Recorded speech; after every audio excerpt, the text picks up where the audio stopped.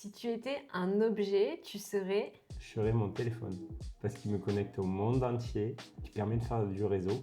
Il me sert aussi de calculette pour calculer de tête, parce que quand j'ai beaucoup de calculs à faire en numérologie, ça me sert. Et sinon, à prendre des photos et vivre quoi. Ta bouteille d'oxygène. Je serais un carnet parce que j'en ai toute une collection de carnets. J'en achète alors que j'en ai pas besoin, juste parce qu'ils sont trop beaux. Surtout parce que c'est nécessaire pour moi d'avoir des carnets pour vider mes idées, pour pouvoir les mettre sur papier et pouvoir y revenir parce que sinon elles vont, elles viennent, c'est wouhou. Dans ma tête, c'est vite le bazar. Si tu étais un animal, tu serais... Un aigle. L'aigle, c'est un animal qui arrive à voler plus haut et souvent il y a des corbeaux qui se posent sur son corps quand il vole pour se reposer. Pour que le corbeau lâche le corps de l'aigle, il prend la hauteur, jusqu'à ce que le corbeau manque d'oxygène et se laisse tomber. Donc si quand il y a des choses qui m'accrochent, le fait de monter en conscience, des fois ça m'aide à me nettoyer, on va dire. Ah ouais, ça c'est un truc, depuis que j'ai vécu ma descente, la descente à la cave, je sais que même en dessous du sol, il y a quand même des choses. J'ai l'hésitation entre deux, ça se rejoint assez, c'est entre le cheval et le chat. Parce que c'est deux animaux qui ont une capacité à cerner l'être humain et à cerner l'environnement et à cerner le monde de manière générale. Et c'est des animaux qui donnent leur confiance à qui ils veulent bien donner leur confiance. Et c'est des animaux qui sont quand même assez solitaires et assez indépendants. Je trouve que ça me ressemble quand même plutôt bien. Ils ont besoin à la fois de cette liberté et quand ils s'ouvrent et quand ils lient du contact, c'est toujours très authentique et très sincère. Si tu étais un pays, tu serais... La France. C'est le pays où j'ai grandi et en fait c'est une multiplicité de paysages et de cultures, d'histoire aussi. Et à ce côté aussi les alchimistes qui ont choisi la France pour pouvoir se retrouver. C'est un pays central par rapport au monde entier. Ouais, j'aime quand même ce pays et je trouve qu'il y a encore de très très belles choses à faire. Même s'il y en a beaucoup qui n'y croient plus, moi j'y crois encore. Je serais la France. Parce que même si j'ai envie d'aller découvrir le monde, même si j'ai envie d'aller découvrir d'autres cultures, d'autres nationalités, d'autres pays, j'aime beaucoup le pays dans lequel je suis née, que j'ai choisi pour mon incarnation dans cette vie. Et je trouve que la France est quand même un pays qui est très riche en patrimoine, qui est très riche en paysages divers et variés, qui a une cuisine très riche. Moi, dans le voyage, c'est ce qui me fait le plus flipper, de mal manger. Alors qu'en France, on mange quand même sacrément bien, quoi. Si tu étais un bonbon, tu serais... Moi. Je vais dire le réglisse. Mais celui qui est tout enroulé là, parce que j'aime dérouler. Je tresse les deux fils et j'en fais même 3. Et après je mange ma tresse de réglisse. Toujours il y a quelque chose avec les mains qu'il faut qu'il se passe du coup.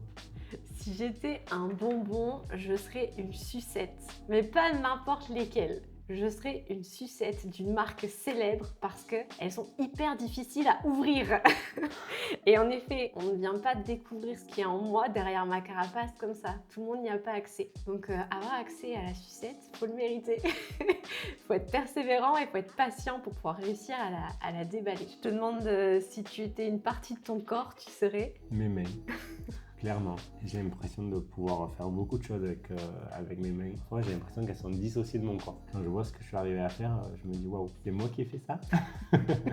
Alors, si j'étais une partie de mon corps, j'ai pas une très bonne relation avec mon corps, on le sait, mais par contre, si j'étais une partie de mon corps, ce serait mes yeux. Oui, j'aime la couleur de mes yeux et j'aime ce que mes yeux transmettent. Et on dit toujours que les yeux, c'est la porte de l'âme. Et pour moi, le regard, c'est super important. Ça en dit bien plus que les mots et que tout le reste. Si tu étais un super pouvoir, tu serais... Ben moi, encore. Il y a pas longtemps, tu me disais que j'avais un ego surdimensionné. Bon, c'est mon autorité en design humain, mais alors toi... Non, le super pouvoir de faire rire les gens et de les faire sourire aussi. Dans tout ce que je fais, dans tout ce que je fais, la seule reconnaissance que j'attends, c'est un sourire. Et ça, c'est quelque chose qui, pour moi, c'est mon super pouvoir. Et en fait, je l'ai déjà. J'ai pas besoin d'un autre super pouvoir, en fait. Alors, si j'étais un super pouvoir, ce serait la téléportation. J'aimerais pouvoir, d'un claquement de doigts, pouvoir partir où je veux, quand je veux. Et c'est notamment parce que j'ai ma petite sœur et que j'ai ma meilleure amie qui sont chacune à leur bout de la France. Il y en a une en Bretagne, l'autre en Alsace. Claque des doigts, j'arrive chez elle, je prends un thé et je repars. Et pas obligée de se voir une fois par an, quoi. Donc vraiment la téléportation, principalement pour ça. Si après on peut éviter les bouchons et le transport et tout ça, c'est pas mal. Mais c'est d'abord pour pouvoir aller les voir. Si tu étais une saison, tu serais... Le printemps, le bourgeonnement, cette préparation, ce feu à l'intérieur qui ne demande qu'à éclore, mais il attend le bon moment. Et une fois que ça s'éclot, et ces couleurs vives, et c'est une explosion en fait. Si j'étais une saison, ce serait l'automne. L'automne parce que d'abord, c'est la saison de mon anniversaire. J'aime beaucoup observer la nature quand l'automne arrive, s'installe. Le changement de couleurs, des couleurs très chaudes, des couleurs... je trouve ça beau. Il y a un peu de doré. Même le soleil, il n'a pas la même couleur, il n'a pas la même chaleur. On s'oriente vers la saison sombre et la saison froide que j'aime pas trop. Mais ouais, l'automne, j'adore. Si tu étais un livre, tu serais... Le Petit Prince, même si je sais que c'est un livre que tu aimes beaucoup. En fait, on aime très beaucoup ce livre. Et d'ailleurs, petite dédicace à Jean-Pierre Gou, parce que La Petite Princesse est aussi un livre que j'aime beaucoup, de par son histoire et ses références. C'est même attachement à ce livre, Le Petit Prince, qui, à chaque fois que tu relis l'histoire, c'est comme s'il te transportait dans un autre univers. Et le fait de voir l'humanité, l'humain plus grand que sa planète, c'est ça aussi, c'est qu'il y a quelque chose dans tout ça que j'aime beaucoup. Et Saint-Exupéry, un écrivain hors pair, un pilote qui a sauvé la nation, parce que c'est lui qui est allé chercher les Américains de par sa notoriété et qui a aidé à tout ce qui s'est déroulé derrière. Et décédé pas loin de là où je suis né, du coup il y a ce véritable lien du sud de la France et tout ça quoi. Ça fait que ce livre c'est number one dans toute son histoire et dans ses textes aussi. Tu l'as dit, on a ce point commun qui est Le Petit Prince. Si je devais me retrouver seule sur une île déserte, donc si je devais emmener qu'un seul livre, je serais Le Petit Prince parce que je pense que c'est un des rares livres où tu peux y revenir encore et encore et encore. Tu n'auras jamais la même lecture, ça te racontera jamais la même histoire. Je pense que déjà quand on lit enfant, quand on le lit ado, quand on le lit adulte et encore plus tard, on n'a vraiment pas la même lecture de ce livre. Donc c'est un livre dont je pense que je pourrais pas me lasser. Moi à d'autres où je les ai lus. En fait. Très grande amoureuse des livres, mais par contre, soit les livres, les films, plein de choses comme ça, même les voyages, je l'ai fait une fois, c'est bien, pas forcément envie de le refaire. Quoi.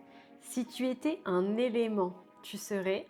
J'ai souvent pensé l'eau, mais je me rends compte à force de travailler sur moi que c'est la terre. Alors ça c'est un peu plus compliqué. Si je m'en réfère à mon signe astrologie, le scorpion c'est un signe d'eau. J'ai jamais compris en quoi le scorpion c'est un signe d'eau.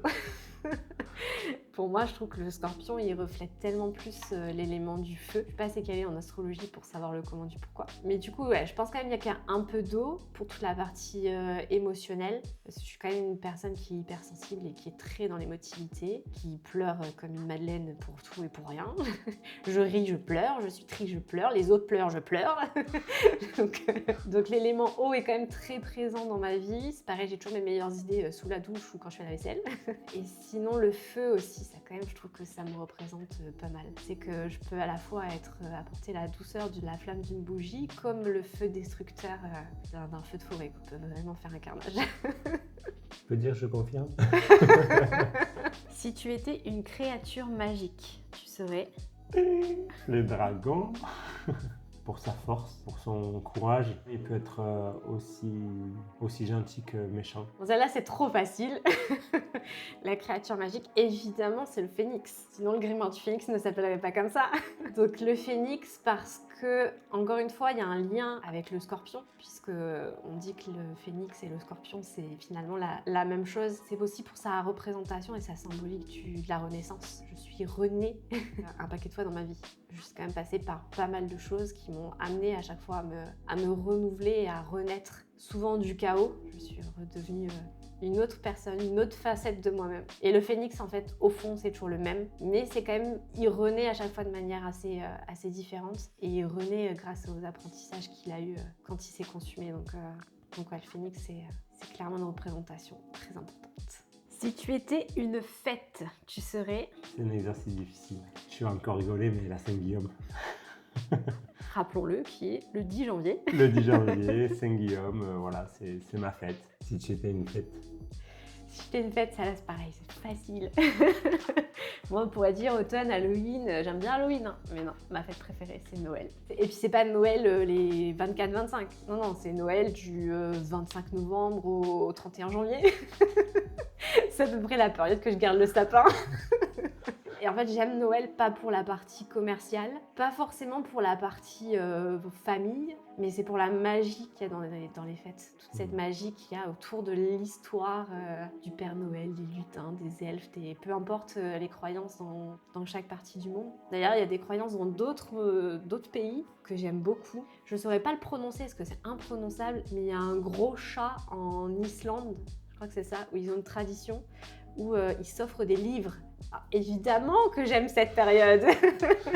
Tout ce qui va être les festivités un peu magiques, un peu lumineuses, ça vient rapporter de la chaleur aussi dans cette période froide qui est l'hiver et tout. Donc j'aime Noël plus. Si tu étais une émotion, tu serais La joie, sans hésitation. Même si j'aime beaucoup la tristesse, parce qu'elle permet de faire bouger les choses. La joie, c'est comme la récompense. Voilà, le sourire, la joie, c'est ce que mon super pouvoir fait. Alors, sans hésiter, la joie, en premier. Je pense que l'émotion qui me qualifie le plus, je suis quelqu'un qui est très à fleur de peau, mais l'émotion qui me qualifie le plus, c'est l'anxiété. J'ai dû apprendre à vivre avec elle. C'est pas toujours une compagnonne de route très agréable, mais en attendant, elle n'a pas le choix, elle est là. Elle est là, il faut apprendre à vivre avec elle. Donc parfois avec elle, on plonge très bas. Mais cette anxiété aussi, elle me sert pas mal de radar. Je pense qu'elle me guide pas mal. Donc ouais, l'anxiété, c'est ma copine. Comme dans Vice Versa 2, j'aime trop la tête qu'ils lui ont donnée l'anxiété. J'ai un peu la même tête le matin au réveil. Et si tu étais un nombre dans ta numérologie, tu serais Le 95. Ou le 59. C'est pas le 69, mais presque. Non, le 9 et le 5, pour moi, ils sont indissociables. Le 5, c'est pour moi, je sors de la numérologie, vraiment dans mon intériorité, ce que je ressens du 5, c'est la multiplitude. Je sais pas si c'est un mot qui existe. On l'ajoutera au dictionnaire, c'est pas grave. La multiplitude, ça veut dire que d'un instant de curiosité peut naître d'énormes choses en fait. Et le 5, c'est quelqu'un qui va... Avant, je parlais de canne à pêche, mais depuis que j'ai eu un discours d'une personne que j'admire et que j'aime beaucoup, ici à hier, je vais utiliser son image qui me plaît beaucoup. C'est qu'on ramasse un caillou au sol qui nous attire et en fait on le lance. Et le but, c'est de ne pas attendre qu'il arrive vers nous, le caillou, c'est d'aller vers lui. Et une fois qu'on est devant ce caillou, c'est de le reprendre et de le relancer. Et on ne cherche pas à savoir sur quel chemin on va marcher, mais c'est surtout la direction. Le 5, c'est ça pour moi. Et le 9, c'est l'immensité, le fait de ne pas avoir de limite, d'avoir cette vision un peu surélevée et d'avoir quand même cet ancrage. Là, je me laisse un peu plus appeler par la numérologie pour répondre sur le 9, mais c'est ça en fait, c'est qu'on a besoin d'outils pour arriver à lire un 9. Si j'étais un nombre, je serais... Alors forcément, je serais des nombres de ma numérologie. Il y en a 2 qui sont majoritaires dans mon thème numérologique et qui me représentent hyper bien. Il y en a un quand même où j'ai une petite préférence. Donc certes, il y a le 5 avec tout ce qui va être l'expérimentation, la découverte du monde, etc. Côté un peu je m'en foutiste, surtout des gens. Mais le 7, je pense que le 7 me correspond et me colle à la peau beaucoup plus. Avec un côté à la fois très mental, qui a besoin de comprendre, qui a besoin d'explications, un rat bibliothèque. Il y a eu l'ouverture à la spiritualité depuis quelques années, qui est aussi une symbolique du 7, même si c'est pas hyper ancré pour l'instant. Et il y a le côté anticonformiste, le côté différente, le vilain petit canard. Pour moi, cette représentation du 7 qui me colle le plus à la peau. Parce qu'on sait que qui dit manifesteur dit on dérange. Et que j'assume de plus en plus cette place de je suis anticonformiste et c'est très bien comme ça.